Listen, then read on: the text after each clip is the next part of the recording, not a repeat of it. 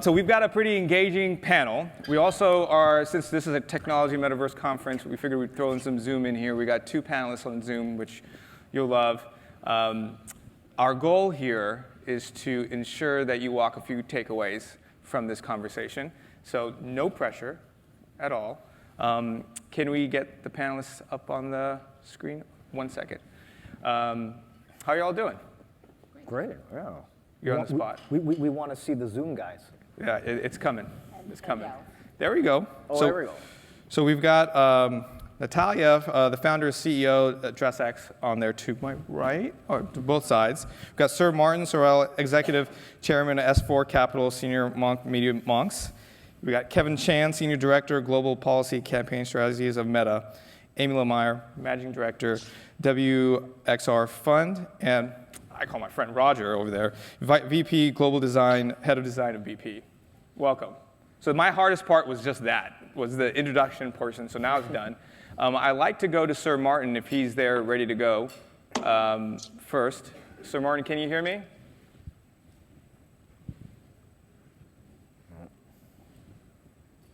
No?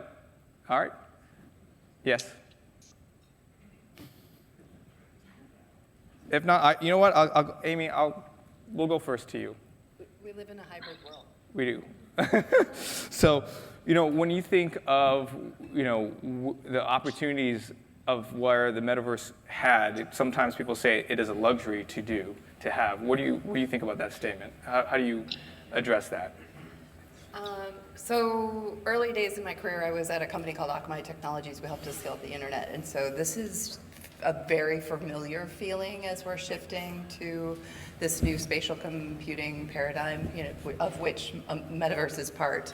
And that's just going to shift over time, and more people are going to partake over time. But as we know, with emerging technologies, it does tend to be a smaller set of people first. Okay, and I see Sir Martin, you're back up. How you doing? I'm fine. I don't know about being back up. Well, I'm not fine, actually, to be honest with you. I think we should get this out on the table. I'm extremely distressed by what's happening in the world, particularly in Israel at the moment. And I think we should all recognize. I'm just getting reports of extreme barbarism. I don't know whether they're true or not. Just totally unacceptable. And just to try and relate it to what you're talking about, Lee, I think it's very difficult at times like these. It's not just, we'll be talking, maybe we'll touch on with Natalia, what we see in Russia and Ukraine, what we see in the lack of relationships with the US and China. The world is such a fractured place, and technological developments such as the metaverse, blockchain, not so much crypto maybe, or Bitcoin, but AI, AGI, cloud computing, quantum computing, all these technologies which are so full of promise, are really being put into the shade by what's happening. It's quite disturbing. And I think to your question, we just came on late, we had sound connection difficulties. But if you're asking about how easy or difficult is it for companies to focus on when you have these sorts of disruptions in the world and these sort of challenges in the world. I'm 78. I cannot remember a time. I'd have to go back to 1963 and the Cuban Missile Crisis. I'd have to see a comparable situation. The world is a fractured, really fragmented place, and I think it's very difficult for clients to make meaningful long-term investments and decisions until these sorts of things are being cured. So it's a really difficult background for clients to make. What we're seeing at the moment is clients with their hands in their pockets and really behaving in a very risk-concerned way. So they're very frightened. I'm using the word frightened. I think that's probably maybe too strong, but no, I think extremely concerned. I think I remember, Sir Thomas, you and I had a conversation in June in Amsterdam, and you were talking about the same socioeconomic issues that you were talking about, that you were concerned and seeing of. And I think it's really important of this highlight of this conversation, because you cannot ignore it. And I think when you think of the broader scope of it, Roger, I want to come to you next on making that change for, in my opinion, not to put you on the spot, right? BP being a very legacy company, those kind of changes are not easy, but maybe you can share a couple of takeaways for the people here in the room that may have worked for you all when you've come over there and maybe disrupted it. Well, I don't know if I've disrupted it, but I think I certainly have an opportunity to be in a company during this time when we can make a difference and make a change in the world. I think when they reached out to me at the end of 2019 on LinkedIn, I was just doing my thing, traversing in the design world and UX world and digital. I was surprised that they actually needed somebody like myself, but then they showed me all of these different technologies they had: AR, XR, MR, VR, robotic dogs walking around, fleets of drones, AI. But what they didn't show me was how they put humans at the center of the equation, how well they can really build a good user experience and a human experience. And what I didn't realize is that I would ultimately become the first design leader in BP's 100-year history as it relates to that. But what I got excited about wasn't that. And they said, hey, come here and help us with this digital transformation. Which I looked at and said, wow, this is really a digital awakening, which is quite exciting. But what I got more excited about was their commitment and mission to net zero, and the opportunity to move from just a digital transformation to an energy transition. And that transition is massive. And to be able to take human experience design, what we do in the digital world, to be able to make a lasting imprint and legacy on generations to come when we're no longer here, was something that was really important. No, that's important. When I hear those things, I also think of the word collaboration, right? In the midst of this, Kevin, kind of at the heart of potentially putting collaboration of all parties, private, public, sectors. I don't know if you can give me a couple thoughts of what has been the challenges that you're still seeing right now, and maybe some opportunities you feel like could, in the near future, could solve some of these problems that we're being discussed right now. Yeah, I mean, I think it's important to just remember that, it's actually interesting, we have this, we're flying a bunch of different metaverse partners to come together on the backs of the Metaverse Summit here. We're bringing some of our global partners together. We'll see them more tomorrow at our office. As part of the prep, we're going to bring one of our senior VPs. He's the first non-engineering person that Meta ever hired. So he's been at the company for 19 years. Matt Jacobson. He'll speak to the partners tomorrow. But I was talking to him about all of this before, and he kind of reminded me that actually the through line of all the things that we've built. So whether it's sort of from Facebook, moving to Instagram, to some of our messaging products, to now some of our metaverse technologies. The through line has always been about bringing people closer together and about communicating and interacting.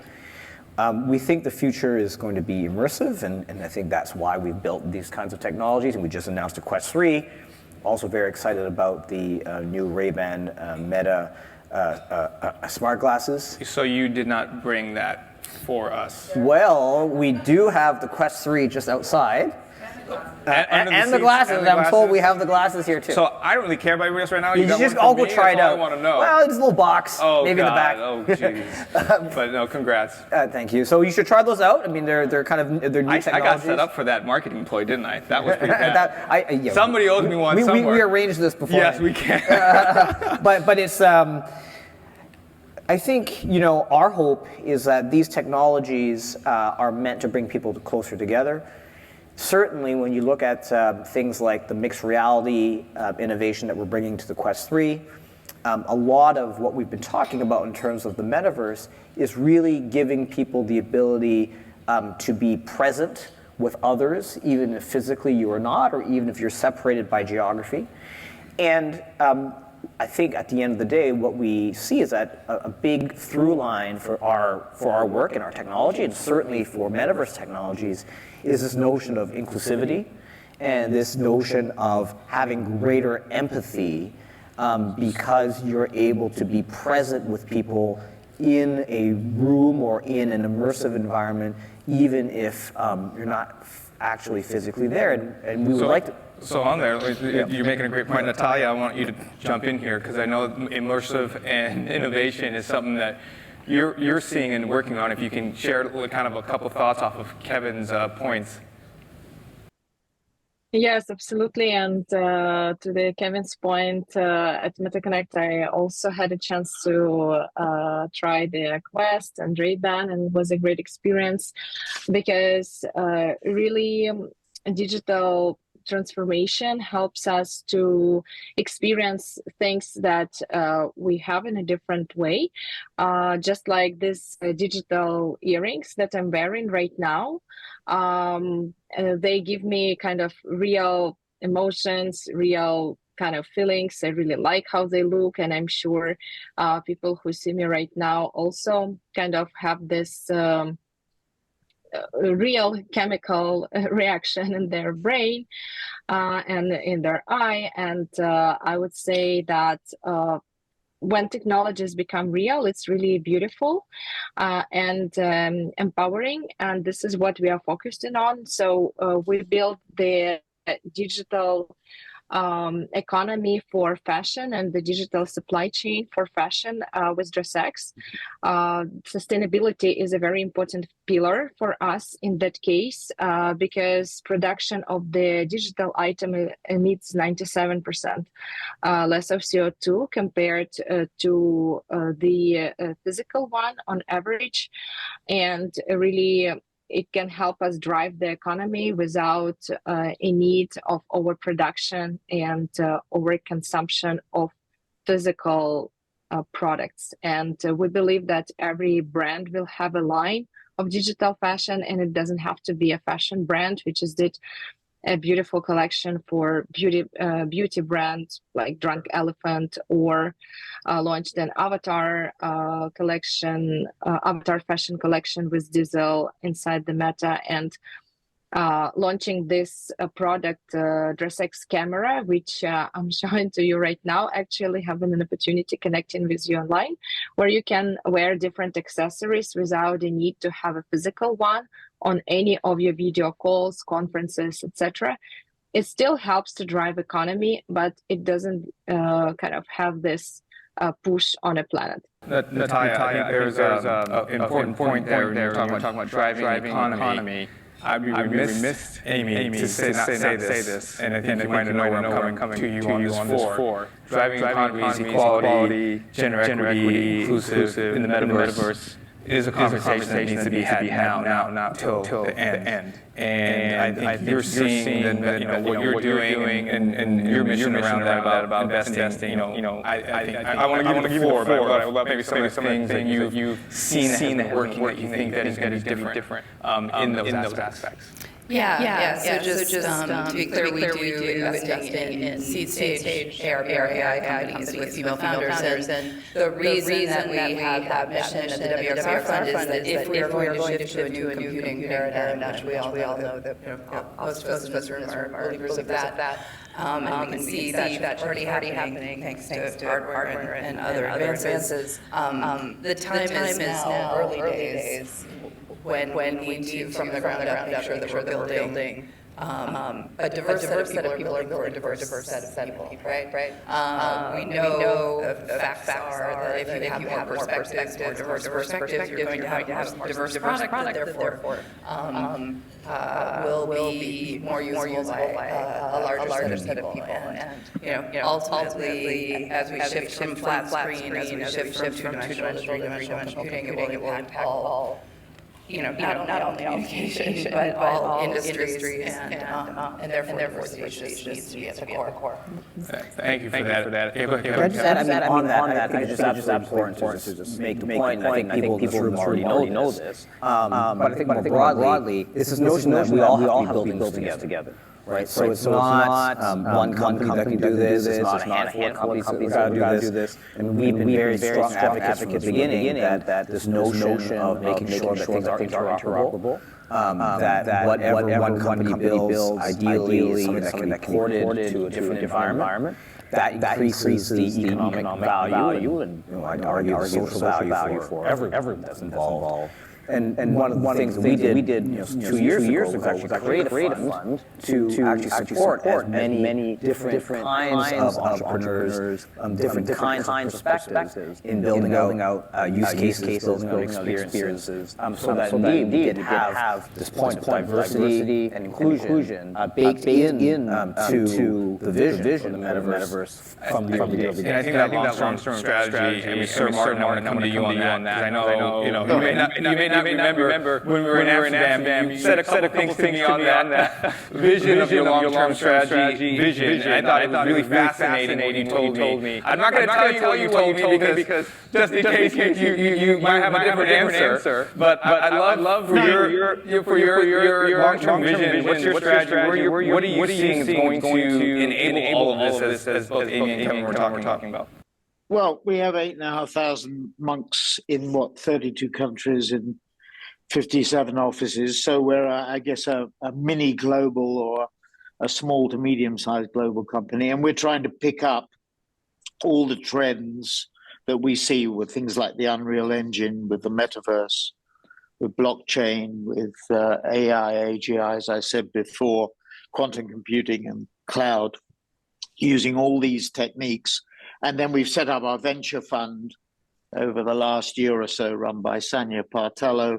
We made 3 or 4 initial investments. I mean, the venture community is under a little bit of stress at the moment, obviously, given what's happening to inflation and consequentially interest rates. So, the macro that I touched on before and the terrible things that are going on in the world in many ways really influences what we're saying. But having said that, the metaverse and Meta in particular came in my view, for unfair criticism. I remember, its stock price was around 130 and 40, and I was an extreme bull, and it fell to 80 to 90. It's now at 315. So we've seen a sharp recovery, and Meta was blamed for every social ill. Social media was blamed for every ill in the world. So it colors what we're talking about. Having said that, the things that we're seeing, I have a cancer problem at the moment that I'm dealing with, not a massive one, but obviously important to me. But seeing the revolution that is taking place through use of metaverse technology in healthcare, in sport, in entertainment, in music, in training, in work from home and work from anywhere, these are colossal developments which tend to get lost a bit. And, I go back to the macro. The macro environment is influencing. It's all very well for us to sit here in California and pontificate on these things, but until we get the macro picture in a somewhat more stable state, these advances, which are huge and totally beneficial, making the world a better place and whatever, diversity, equity, inclusion, all these things coming to it. Until we sort out the macro issues, what we're talking about will be crimped and will be restricted. So, but it's not to deny the technology is superb. The other thing we haven't talked about is the human impact. I'm here at a conference where there'll be a session later about happiness and social interaction, and the professor that I was talking to him last night, and he was saying, the actual visual connection between people generates happiness, and so we have to look, what's going on at the moment brings all of this into sharp relief. So I hate to be a downer on this. You're not being a downer. I promised everybody here that we were going to get a real conversation, right? And I think the real conversation is that that is important to address. And when you think about the happiness, it's funny because when I was thinking about Roger, or what you've done from the training perspective, Sir Martin set you up really clearly on this, on how you've used that visual aspects has been a positive, right? I don't know if you can share that example for the audience. Yeah, no, I mean, I definitely echo the sentiments of Martin, but we definitely have leveraged this in ways that are very positive. we as a company have been looking at ways that we can leverage the metaverse to be able to not only bring people together in community and through even onboarding, but in ways for us to be able to train to keep people safe. We are able to use digital twin technology to not only save lots of money from actual physical spaces, and move things more into a virtual space, but we can also find ways for us to be able to test and iterate and learn in these environments over and over again, so that we can actually find ways to learn, and keep our people safe. You know? Oh, great. I think we have about 15 minutes left, just making sure I'm good on timing. And so, If I can jump yeah, in. please. So another example on the training side, but we're seeing it at the education level. We have Prisms of Reality. They've trained in the first year over taught math using VR to over 100,000 students in the U.S. Now they're at 36 states and 200 different districts, supported by Meta as well. But just really seeing the shift in learning that can really expand with the use of VR. Yeah, I mean, there's one point. So we have over 200,000 interfaces that we're trying to keep track of across the globe, and it's within B2B, B2C, what I call B2G, helping hold governments and cities become sustainable, B2E, which is all the enterprise software, and B2Me, what I call, it's the employee experience. And across all of that, we have to find ways for us to be able to innovate and for us to take it to that next level. And so it's not enough to have just static interfaces. We need to be having richer, more immersive experiences. well, real quick, that hasn't been easy. No, it hasn't, and I think to be able to shift an entire company like this into thinking like that, I think you can't always call it the metaverse. I think you have to look at it as technology and adopting certain technologies to enhance human experiences so that you can make a difference instead of the fluff of calling it one word or another sometimes, right? And that way you can get the funding the right way. I don't know if he just gave you a tip to take back to your audience, to your company right now. Hopefully you caught on to that. If not, you go up to him and ask him what he said, because I won't repeat it. But that was really smart. I mean, that's all of this is the conversation why we're here together, is to ensure that there's tips to go back. Natalia, when we, as we know that the adoption isn't as there just yet, right? And that what is one obstacle you faced on explaining technology in your realm with the metaverse and on some of these things that you shared some of the great things, but I know it has been difficult for you as well. Well, when we started DressX 3 years ago, we launched our first e-commerce interface where it was possible to order digital outfit and wear it on the picture. 30% of the orders were coming in with a question when I'm going to receive my physical item. And that was kind of a challenge which we took as a compliment because it looked so real for people that they kind of thought it's a physical item. That challenge has been overcame a long time ago, and I think the notion of owning a digital asset is not alien to a lot of people, especially for a younger generation who really treat their digital assets with the same seriousness as their physical assets, and that's the way how they learn about the world, including brands, including musicians and other things.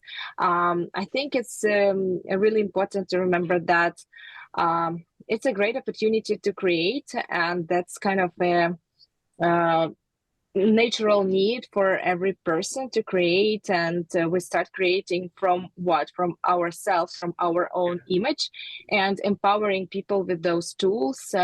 It's a good start. Maybe in that case, if everyone is kind of safe about their own image, will not harm anyone around. It's kind of we are kind of looking the ways to make the world better, and that might be one. But really, I think right now, speaking of the challenges, the difference between kind of the technology and the habit that people already acquired with this tech is something that is challenging. Basically, acquiring this new habits, interacting with the new tech, it's always a learning curve.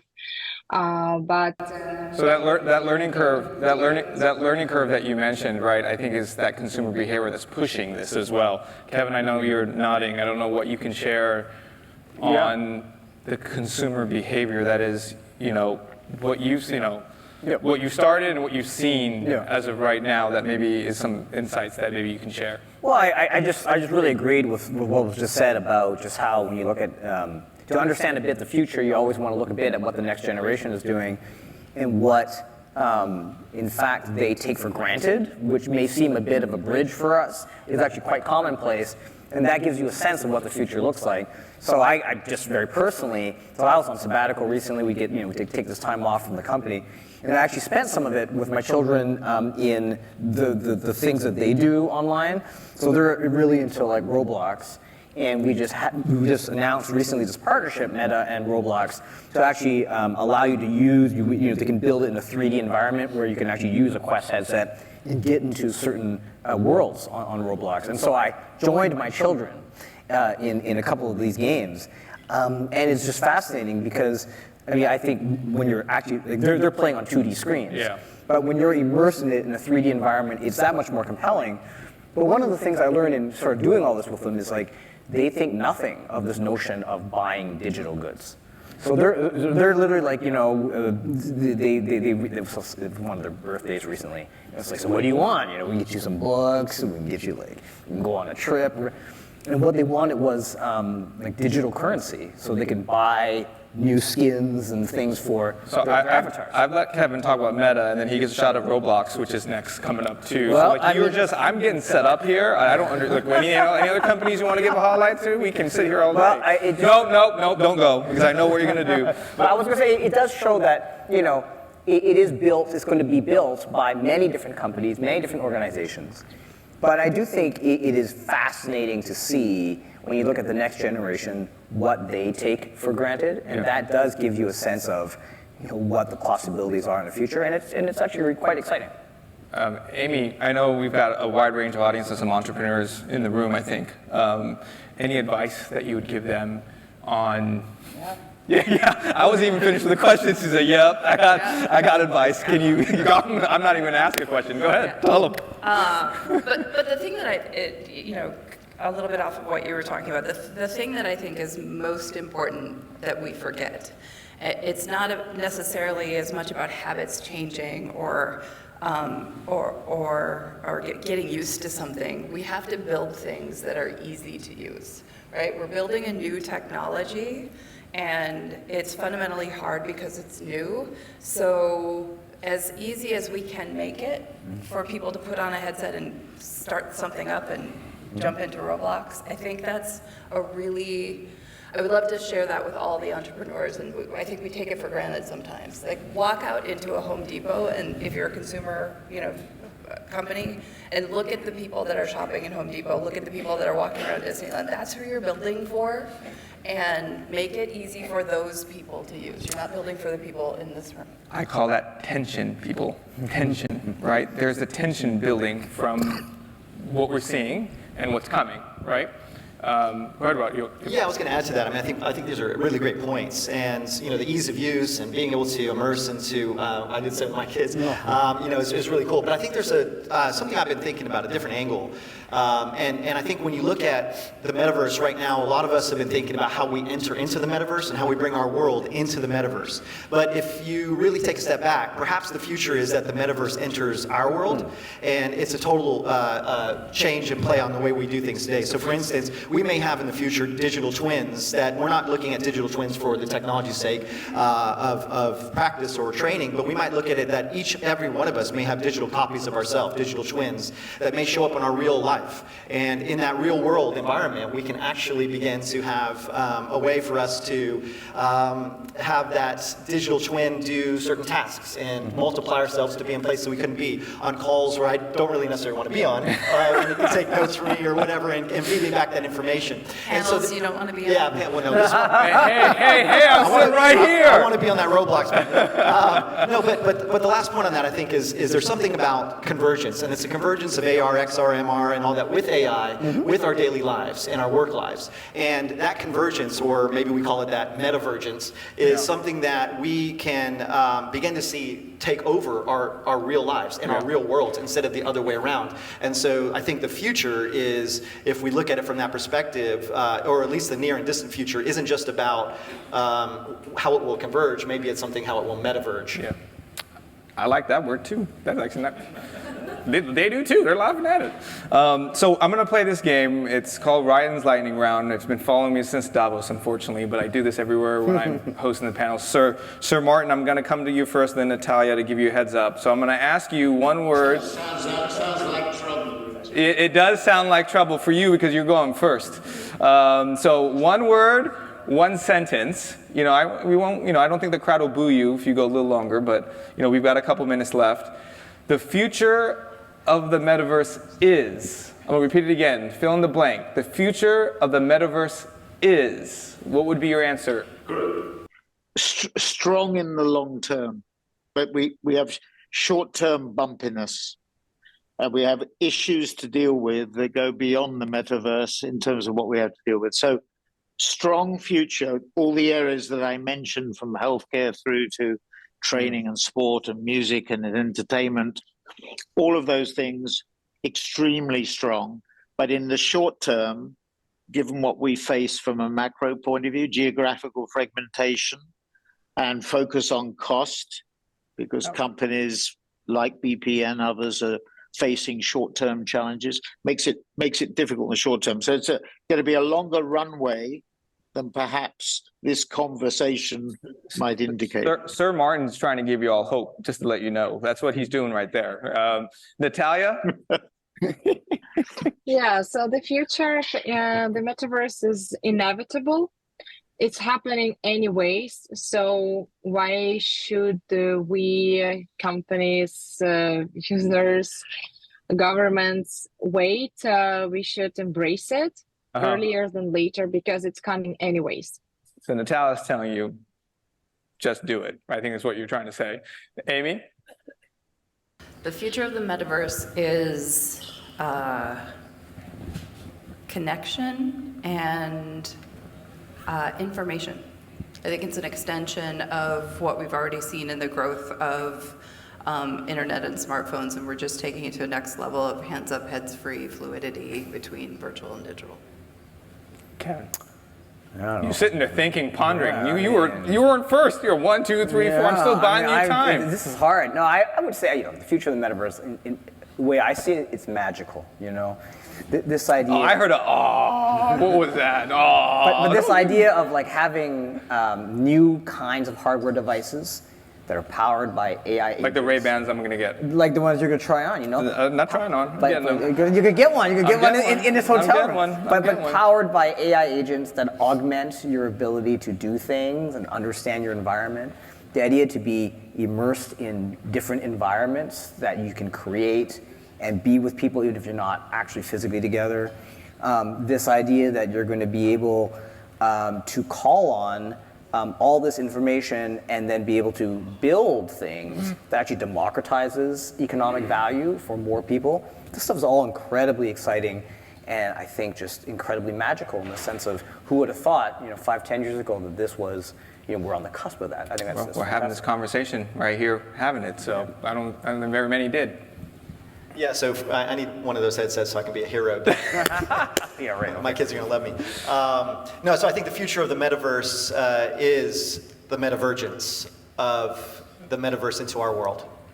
Well, I love that. I kind of want to take just a minute here to, it's very hard to come on stage here when you have someone like me telling them they can't speak for so long. And they did a great job, even with Sir Martin and Natalia being on Zoom. These things, I just want people to know, it's not easy to share, to be concise, to give you both macro and micro, being the opening panel they're trying to set up for the rest of the day, which I think that they did. Again, I'm biased because I'm standing right here in front of you all. But I think the things that you would take away from this, I think for me, is the metaverse is going to need collaboration. It's going to need investment. It's going to need infrastructure. It needs to pay attention to the macro environment, as Sir Martin mentioned many times. I think you'll see later during the day all these conversations going a little bit deeper. So I do want to personally thank everyone here on the panel to allow us to jump this off and allowing me to be a part of this first opening session. So thank you, everybody. Thank you.